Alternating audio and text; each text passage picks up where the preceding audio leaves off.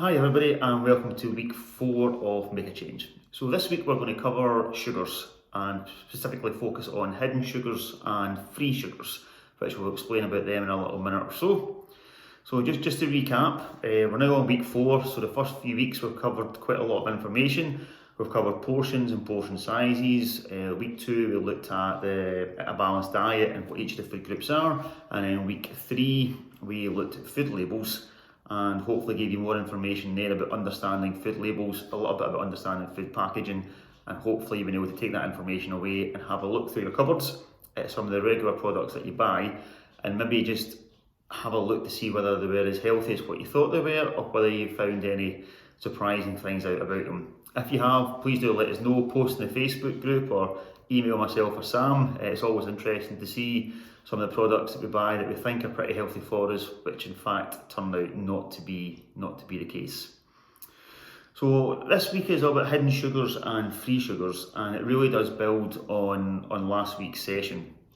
So hopefully how I put this is this kind of takes the information on the food label and makes it quite tangible. So hopefully that will come across in today's session, but it's something which you can do yourself. So basically what we want to do today is focus on the sugars.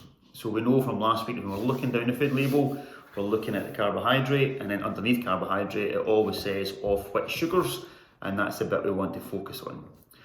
So remembering from last week, we know that anything with 22.5 grams or more of sugar is considered high, and that's per 100 grams. So 22.5 grams per 100 grams is considered high, so that would be a red food, so we know that's kind of treat foods, whereas anything with less than that, so anything with 5 grams or less is considered green, which would be an everyday food, and obviously in between that you've got your amber, and it's kind of your occasional foods. So the numbers are the same, but what we want to have a look at today is more about the hidden sugars and free sugars. So these are the sugars that are essentially added to foods. So these are the ones that are not very good for us. They're the ones that are found more so in things like cakes, biscuits, sweets, all the kind of treat foods, but they are also common in lots of other foods as well. So lots of jars of sauces, salad dressings, ready meals, all contain or can contain free sugars as well. So something really to be mindful of is how much of these we're actually consuming. So in a day, what's the kind of recommended upper limit of that is 30 grams. Now when I say recommended, it's not like 5 a day, but that's how much you have to aim for. The message with free sugars is to try and eat as few as possible, but what is kind of regarded as a safe amount, so to speak, is this 30 grams. So to make things simple, what I tend to do is count in sugar cubes. So each sugar cube is about 4 grams, so our 30 grams will look roughly like that. So seven sugar cubes is roughly how much of the free sugar we should be consuming in a day.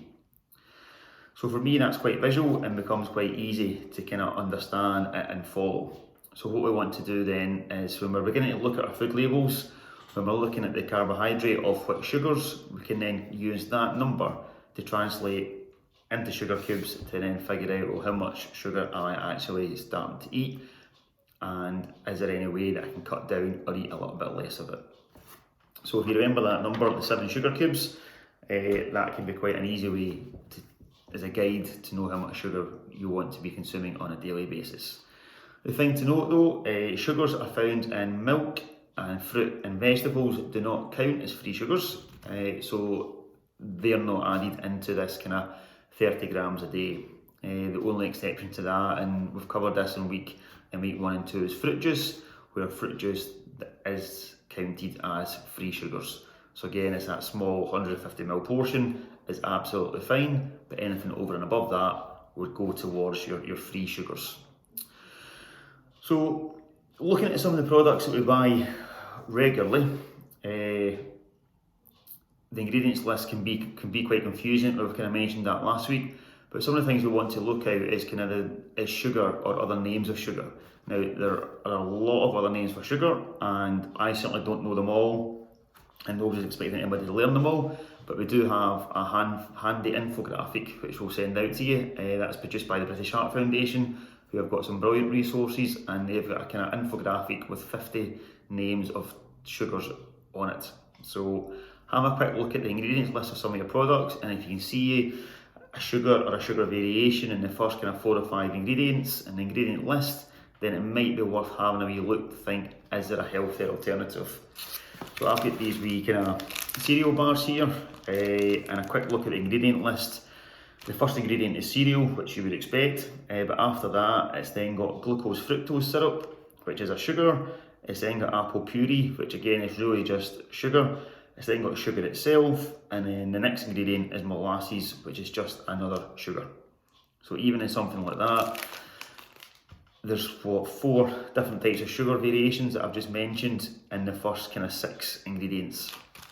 So that can be a quick way to look. And if I look per bar,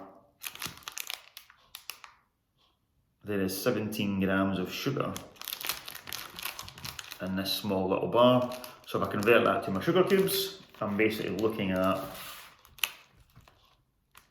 4 sugar cubes in that one little bar, which to me seems quite a lot. So yeah, so having that quick check of the ingredient list and then converting the number to sugar cubes can be a really quick and easy way of just checking how much sugar is actually in it. So for me, the sugar cubes work. I would always say if I gave you a cup of tea and put 4 sugars in it, you're probably not going to drink it because it's not going to taste very nice. So yeah, that can be a quick way of beginning to check how much sugar there is. So in your workbooks, as always, you've got your page hidden sugars. It's got two kind of menus, so to speak. And what I'm going to do next is just go through some of these different foods and compare the difference in the free sugar amount to let you have a look and see what difference it can actually make in kind of saving or making sugar savings. Obviously, as always, over the page, it's got a little bit more information, and then it's got your place to set your goals for each week as well. So at this point, you might not want to set necessarily any goals around about this, because the next activity after that is to start looking at the products and identifying the ones that are high. It might be you want to focus on the goals from weeks 1 and 2 and concentrate on still the portion sizes and still the balanced diet stuff. That's absolutely fine, but certainly do use the food label information and the sugar information to start to kind of look at some of the products that you buy on a regular basis. So looking at this, I'm not going to do all of them, but one of the easiest examples would be, obviously you've got a chocolate bar, again just a generic kind of chocolate bar, and then a piece of fruit. Now you can remember your fruit contains 0 free sugars, so there's none in there, whereas a kind of average chocolate bar is roughly 6 sugar cubes.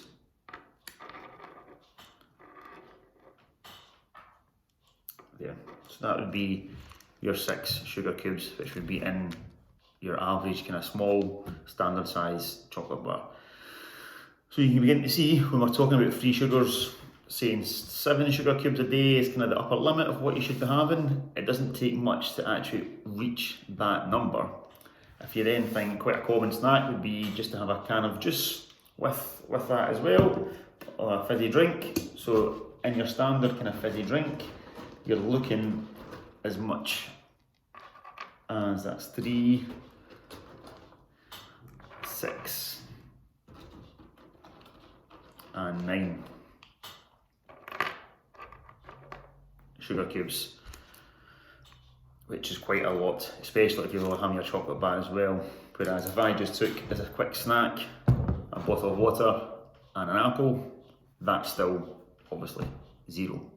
So you can begin to see just making a few simple changes can make a big difference into how much sugar that you're actually consuming, and that's all we want you to start doing and start looking at as simple switches or simple things you can do just to reduce down.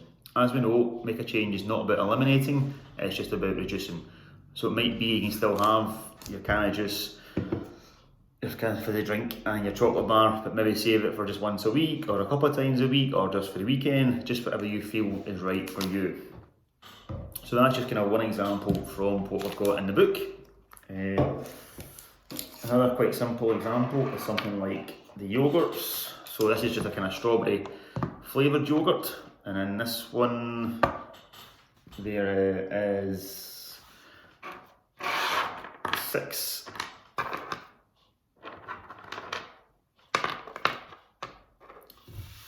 sugar cubes, which is quite a lot. As here, I've just got a bowl of kind of fresh fruit and a couple of dollops of kind of plain yogurt, and in that one there is only one. So you can see again, simple switch. Can't speak. Simple switch makes quite a big difference. So again, just something to think about whilst we're going through this and having a look at some of the products that you might buy on a regular basis.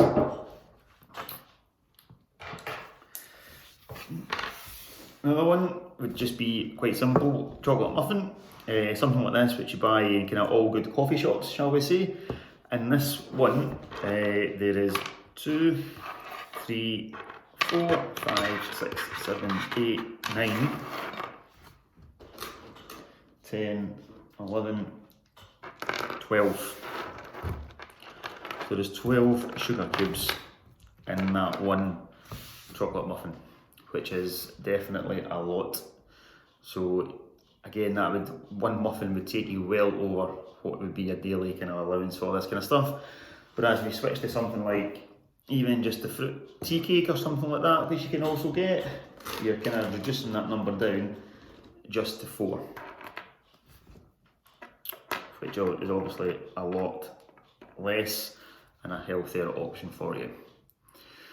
So this is where we can use that information. We can use information in the jars or the products to have a look of which sugars and then convert it to sugar cubes and just begin to see how much of it we're actually consuming. So again, similar to last week, we're not going to ask you to check every single product that you have, but really just have a think about some of your usual products, some of the ones that you have which you buy without thinking about, and then start looking as to how much sugar is going to be in them. So as we said, with this one, just set yourself a couple of goals, relate them back to this if you want, or keep focusing on the portions and the balanced diet stuff. But there is an activity where we ask you to have a quick look around the house, some of the products you buy, and list the ones in there that you think are particularly high in sugar. So you've got your British Heart Foundation booklet from last week as well, that's got the food label guide in it, and that's also in the workbook as well. So have that to hand and really start having a look to see if there's any healthier alternatives. As always, myself and Sam will be in touch, check in with you to see how you're doing. This is the last video I'll be doing just now, so I'm going to hand you over to Sam from next week, who will be doing the next sessions.